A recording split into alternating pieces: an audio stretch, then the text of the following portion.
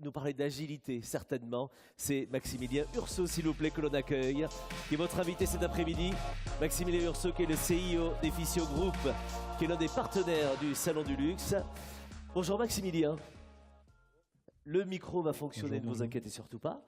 Merci beaucoup d'être là. J'ai une première question à vous poser, puisque vous êtes le spécialiste en France d'un truc, dont je peux parler d'un truc en fait en repas de famille, parce que je suis sûr que je vais pouvoir épater mon beau-frère, mon salaud de beau-frère évidemment, tout ça.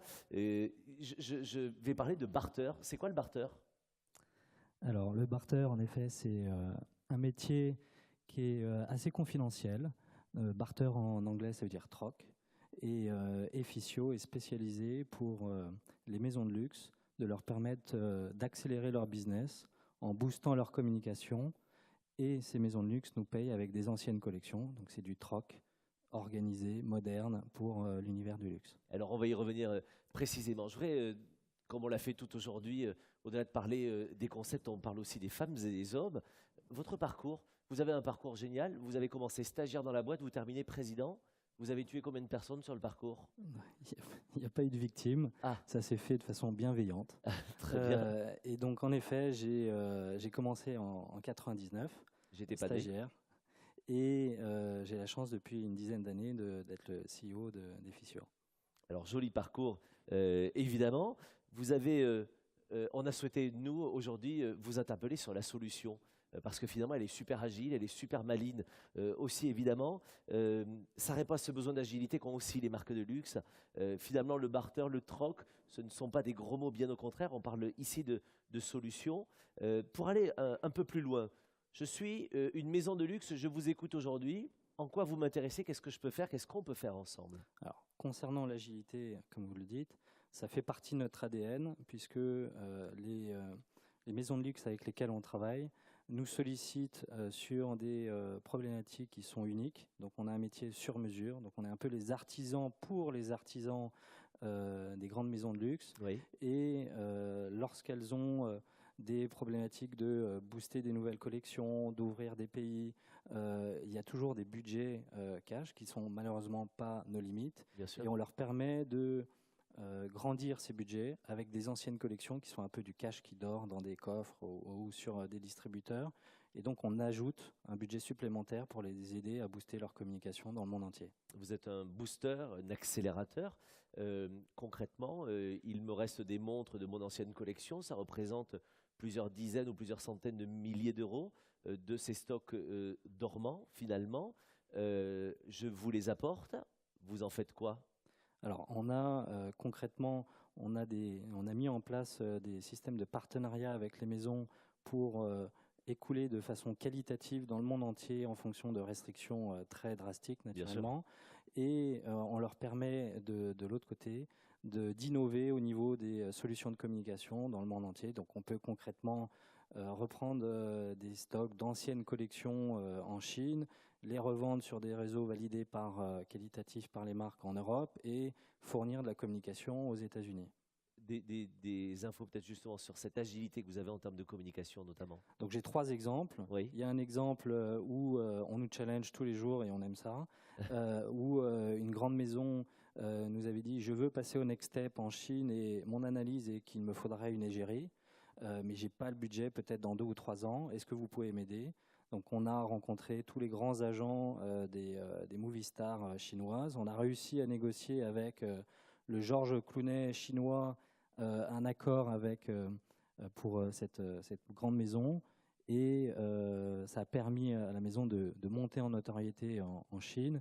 Et cerise sur le gâteau, il a fait 3-4 super films et des séries télé qui ont cartonné. Et donc la marque a bénéficié de cette explosion d'image de marque. Ce qu'elle n'aurait pas pu se payer en cash, finalement, elle l'a fait en peut-être elle aurait pu 3 ou 4 4 ans après, mais elle n'avait pas le budget cash pour le faire à cette année-là. Ça, c'est le premier exemple. Il y en Voilà. avait 2 autres. Le deuxième exemple, c'est une maison nous a contacté pour essayer d'accélérer son image aux États-Unis, et on a un côté explorateur, donc de chercher quels sont les nouveaux médias, quels sont les biais de communication. Et il y a un nouveau réseau à New York qui s'est créé à Manhattan, où toutes les cabines téléphoniques ne servent plus trop, et donc ils l'ont remplacé par des bornes Wi-Fi avec des écrans LED. Et donc Les annonceurs sont parfois un peu frileux pour essayer les nouveaux médias. Et on l'a proposé à une maison de luxe et dit, OK, si je ne le paye pas en cash, je n'ai pas le budget, je le paye avec d'anciens stocks, ça me coûte un peu moins cher, pourquoi pas le tester? Ça fait un buzz énorme. La maison, tout le monde croyait qu'ils avaient dépensé des millions de dollars. et cerise sur le gâteau, entre guillemets, dans notre qualité d'exploration, le réseau a été racheté par Google quelques mois après. Donc on avait amené la première marque de luxe sur ce réseau. Wow. Et troisième et dernier exemple. Et troisième exemple, un exemple très terre-à-terre business, booster la fin d'année. Une maison, on nous dit j'ai envie de pousser une nouvelle collection, d'avoir un prix un peu plus agressif, etc. Mais j'ai plus de budget, j'ai tout utilisé le budget, c'est la fin de l'année, tout est déjà alloué. Et donc on a réussi en 2 semaines à leur faire une campagne dans les newspapers. Donc c'est un peu old school, Oui. mais ça a fonctionné. Toutes les semaines, ils avaient 2 parutions dans les principaux newspapers, et c'était encore aux États-Unis, et le sell-out a cartonné. Donc voilà, en termes d'agilité, on a des challenges à relever tous les jours et on les relève et nos marques sont très contentes. On peut donner 2 infos très pratiques. Le troc est quelque chose de très courant dans le business aux États-Unis et en France on est frileux, juste parce que notre administration est frileuse, etc. Tout se fait de manière ultra contrôlée parce qu'il n'y a pas de détournement de TVA, il n'y a rien du tout, puisque ça rentre évidemment dans le clou, dans les clous. Donc là-dessus, évidemment, c'est la chose la plus officielle et c'est super malin et agile. Et justement, parce qu'on s'y met de plus en plus, parce que vous êtes, vous, le leader en la matière et l'un des précurseurs en France, comment est-ce que vous voyez l'avenir du barter? On a 20, 30 ans, 40 ans d'écart par rapport aux States. Comment est-ce que voyez-vous l'avenir sur le marché français? Alors, les États-Unis ou les pays anglo-saxons sont très cash orientés et en effet ont eu un cran d'avance sur la solution de barter. Pas dans le luxe, puisque naturellement il y a une histoire du luxe en Europe et on l'a adapté aux besoins des maisons de luxe. Et pour moi, on travaille sur 2 leviers. Un qui est les 2 leviers stratégiques des maisons de luxe, qui est la communication. Et donc sur le côté communication, c'est de trouver les nouvelles pépites, de trouver les nouvelles solutions et de permettre avec cette solution de barter à moindre coût de tester, test and learn à moindre coût et justement de se différencier. Et le deuxième, c'est au lieu d'être sur le marché secondaire qui est un peu tabou et un peu risqué, au lieu de le subir, c'est de l'organiser, de le développer et que ça vienne partie de la stratégie de conquête et de développement des maisons de luxe. Pour terminer, on parle là de produits de luxe de très haute qualité? Bien sûr, tout à fait.